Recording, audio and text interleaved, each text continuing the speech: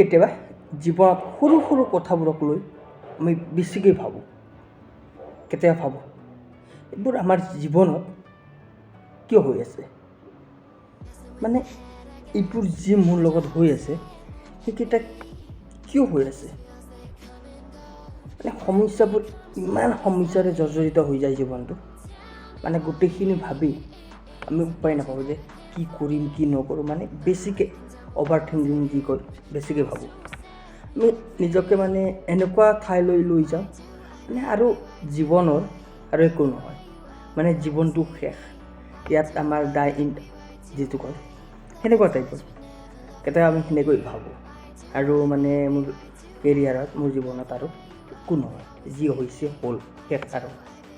কিন্তু তেনেকুৱা নহয়।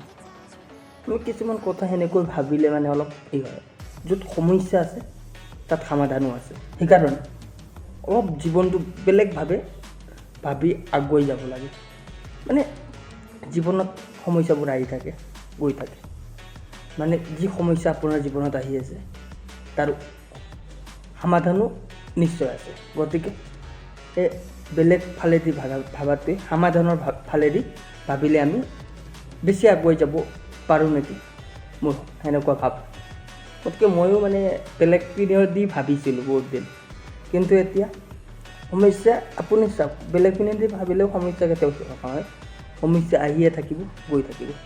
কিন্তু আমি ভাবিব লাগে তাৰ সমাধানৰ ক্ষেত্ৰত কেনেকৈ সমাধান কৰিব পাৰোঁ। সেই হিচাপে ভাবিলে আমি নিশ্চয় আগুৱাই যাব পাৰোঁ নেকি।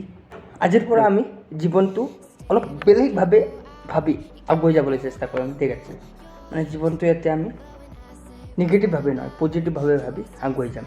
মানে এনেই জীৱনটোত একো নহ'লেই যিহেতু এতিয়া আৰু সেইবিলাক ভাবি লাভ নাই, জীৱনটো চলি থাকিব, কিন্তু তাত অলপ ভালকৈ আমি ভাবি আগুৱাই যাম। নিশ্চয় কেতিয়াবা আমি সফল হ'ব পাৰোঁ যেন মই ভাবোঁ। তো আজিৰ পৰা জীৱনটো সমস্যাৰ যি সমাধান সেই হিচাপেহে ভাবিব লাগিব।